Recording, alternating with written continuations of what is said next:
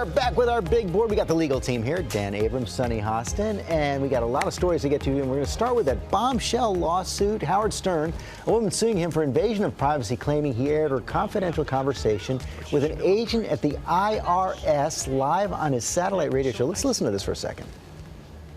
But when you make the payment, it's going to go towards the tax. It's always going towards the tax until the tax is reduced down to zero. Jimmy! Well, if he's working, we can't interrupt him. Are you a collector? Yeah, for the government. Oh, because it was about taxes. Yeah, this is a wild, wild story. So this woman calls an IRS agent, wants to deal with her taxes. Right. He, I guess, had been calling Howard Stern, and the lines got crossed. Right. So he's calling Howard Stern's show to get on the show or whatever. He's on hold. He's an IRS agent. You know, he's got some time to kill. He's on hold. Why not do my job? My job is to take calls from people calling in about questions. Takes a call while he's on hold to the Howard Stern show. Lo and behold, that call then ends up with the Howard Stern people. They start commenting on it. She's suing now. Now, bottom line is, typically, I don't know that this would be that powerful a lawsuit. Why? Because the Stern show didn't intentionally go and take it. It sort of was handed to them.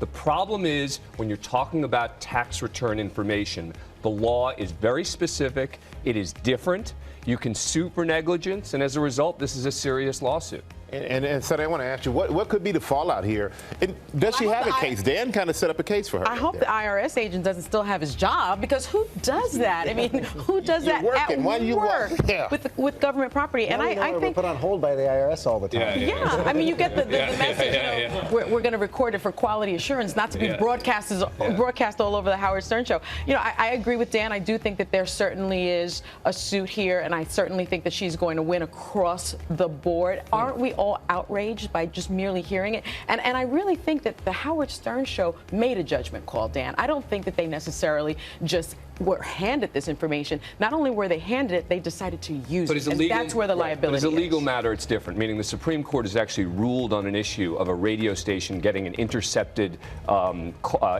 information. And they've said that a radio station can use that information. Now, but I think this is different. It's different because it's related to taxes. But, you know, I'm not, look, is it outrageous? That's what Howard Stern and his show does. They do outrage. You know, that's what the whole show is about. You can say, oh, my God, the Howard Stern show's awful, and this, you know, shock jocks are terrible, and that may be true. So does the First Amendment protect them here? Absolutely. Well, I'm saying not in this case. This case is different because you're talking about privacy issues, and you're talking about there's a specific statute that relates to negligently releasing information about someone's taxes. So that's why this is such a dangerous case for them. I've got to believe they're going to settle it, and it's not going to go to trial. And then think about it. I mean, shock jocks certainly are protected, but we see this coarsening of our culture. That's what we're seeing here. And think about Don Imus. I mean, he was literally fired for calling the Rutgers women's basketball team nappy-headed hoes. Those were his words. There has to be a line when we come to these shock jocks. Yeah, there has to be a line at some point. And I think, you know, for the entertainment value, it's entertaining until it's you. Then it's not so entertaining anymore. I just hope the people who criticize them don't listen. That's all I'm saying. Right. You know, Because we're going to get back at you. All right, we got to move on to our next story. Most people, you dream of what? Hitting $1 million jackpot.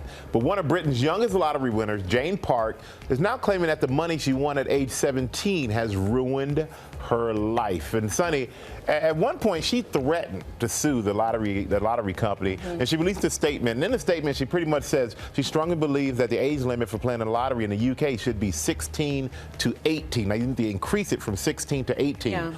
What do you think? Do you think is there a certain age, or is 16 too young? I think 16 is too young. I mean, we're talking about gambling here, right? I was in college at 16. I was a crazy person, a nut. I mean, there's no 16-year-old that should be. Don't tell on yourself. It's totally true. I was in college, Doogie Howser.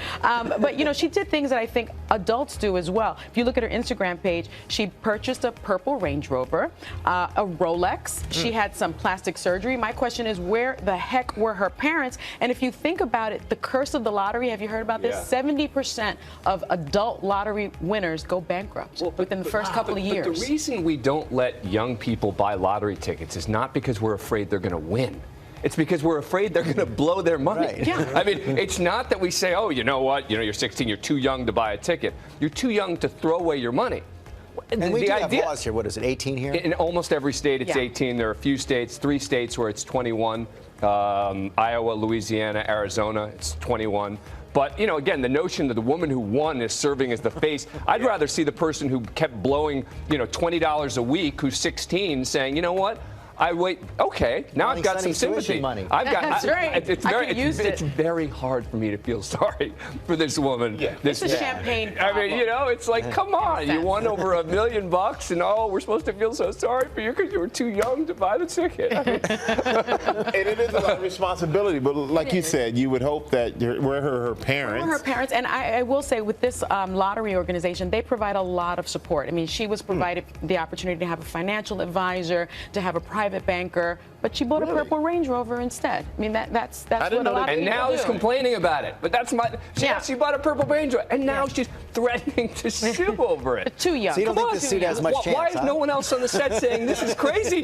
Come on. It's a champagne We're all talking problem. about this as if this is like a real thing. But why is a 17-year-old buying gambling? All right, I'm just saying. I mean, you know. Yeah, I think it's a little crazy too. It's all about how you handle it. Yes. A lot of 16-years are like, let me win. I'll Yeah, show exactly. you. I know. I've got a 14-year-old. You win today, that Dan. was- Okay.